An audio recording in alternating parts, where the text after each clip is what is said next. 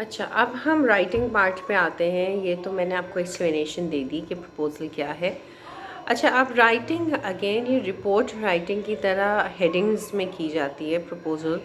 Again you would be starting off with an introduction. Introduction would be who you are का मतलब ये है कि आपकी क्या कौन सी कंपनी है, किस चीज़ के बारे में है, एवरीथिंग.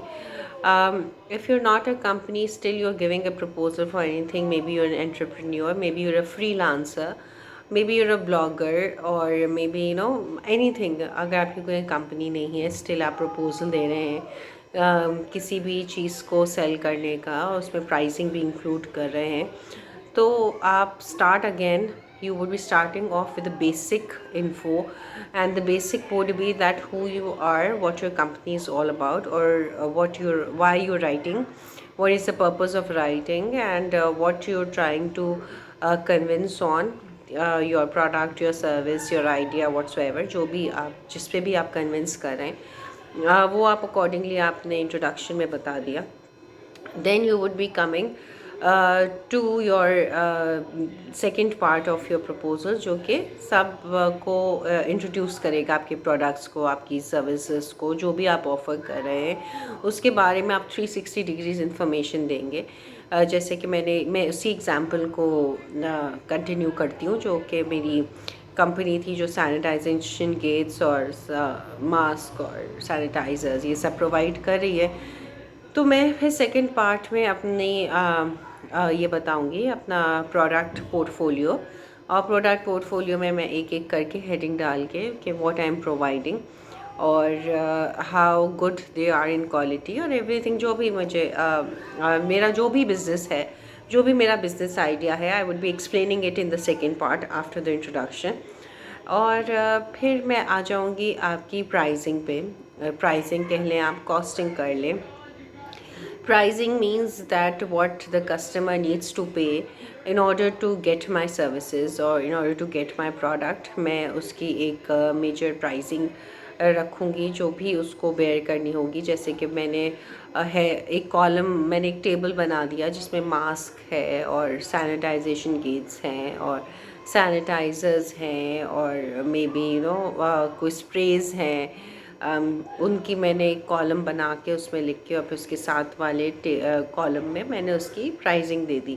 मे बी मुझे आफ्टर सेल सर्विसेज भी इंक्लूड करनी है, तो फिर मैंने आफ्टर सेल सर्विसेज का भी एक रो रख ली. और फिर मैंने आफ्टर सेल सर्विसेज का मैंने हर हर सेशन की मैंने प्राइसिंग उसके साथ वाले कॉलम में I have mentioned, I should be mentioning it's price also. ठीक है, इस तरह से मैंने प्राइसिंग बता दी. तो इट्स बेटर कि अगर 2-3 चीज़ें हैं जो कि आपको प्राइसिंग में इंक्लूड करनी है, तो आप एक टेबल बना लें and you put all the products in that table and then the price in front of the products that you're offering. इस तरह से करके आपने प्राइसिंग बता दी. then you can just come up with your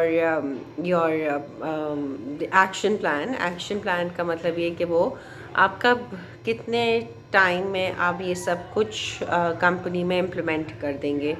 how you would be starting of, what would be the first installation, or whatever your action plan is. शायद मैं आपका भी कॉन्ट्रैक्ट दूँ और अब शायद आप कल ही सब कुछ इंस्टॉल कर दें. It's up to your business. तो आप जो भी आपका एक्शन प्लान है, जितनी देर भी आप जितने दिनों में भी आप कंपनी में जाके अपनी प्रोडक्ट्स इंस्टॉल कर सकते हैं, you would be writing it in the action plan. And then you would be coming up with the conclusion. अच्छा, अगर आपके पास एक टीम है, जैसे कि मैं कोई ट्रेनिंग ऑर्गेनाइजेशन हूँ और मैं प्रपोज़ल दे रही हूँ अगेन कंपनीज़ को कि वो अपनी ट्रेनिंग को आउटसोर्स कर दें मेरी कंपनी में. ठीक है, तो मेरा जो मेजर प्रोडक्ट होगा, क्योंकि मैं एक ट्रेनिंग ऑर्गेनाइजेशन हूँ, तो जो मेरा मेजर प्रोडक्ट होगा वो मेरे ट्रेनर्स होंगे. तो अगेन मैं जब इंट्रोड्यूस कर रही होंगी अपना आइडिया कि I am a training organisation and I provide different types of trainings to different organisations, और ये ऑर्गेनाइजेशंस मेरे पैनल में अभी भी हैं, तो of course I would be telling about my team also. Team, I have a team of 5 members और maybe I have a team of 10 members. और फिर मैंने उनकी 5 मेंबर्स की प्रोफाइल भी शेयर की, just because that my team is very necessary for my business. Those people are my products actually, जो कि when they would be performing on ground and they would be giving trainings very efficiently, then only my business would prosper. तो मेरा जो major product है वो मेरी trainers है. तो फिर मैंने इंट्रोडक्शन में अपने ट्रेनर्स को भी, अपनी टीम को भी डिफ़ाइन कर दिया. इसी तरह से जो भी आपका बिज़नेस आइडिया है वो डैट डिपेंड्स कि आप उसमें अपनी टीम को इंट्रोड्यूस करना चाहें. अगर आपकी टीम जो है, आपको लगता है कि it would be adding advantage to your whole business idea, तो फिर definitely you give a small introduction of your team in the introduction part also. ठीक है. और फिर जब आपने एक्शन प्लान बता दिया आखिर में, तो एक्शन प्लान के बाद you would be writing your conclusion में again you would not be mentioning anything new, but yes you can again mention your contact details, जो कि हम परसुएसिव राइटिंग में एक्शन में लिखते थे. जैसे कि where you are located, what is your number, if the customer has any queries, where he should be contacting to get the information. So everything, these things you should be mentioning in the conclusion also. Conclusion should be repeating those things which are the most important within your proposal. तो आप उसको 2-3 lines में repeat करके, and then you tell them that we are located here and you can contact us on this number, so that you can get more details about what I'm trying to say. Or maybe please give me a meeting time so that I can come to you and I can explain to you in detail what I'm trying to offer to you. इस तरह से करके, या फिर you can contact me on our 24/7 call centre number which is this, या फिर आप अपना वेबसाइट बता दें, अपना ईमेल एड्रेस बता दें. मीन्स एनी कॉन्टैक्ट डिटेल्स कि मेरे कस्टमर आपका पूरा प्रपोजल पढ़े, and if he feels interested he can be contacting you on the numbers that you are giving.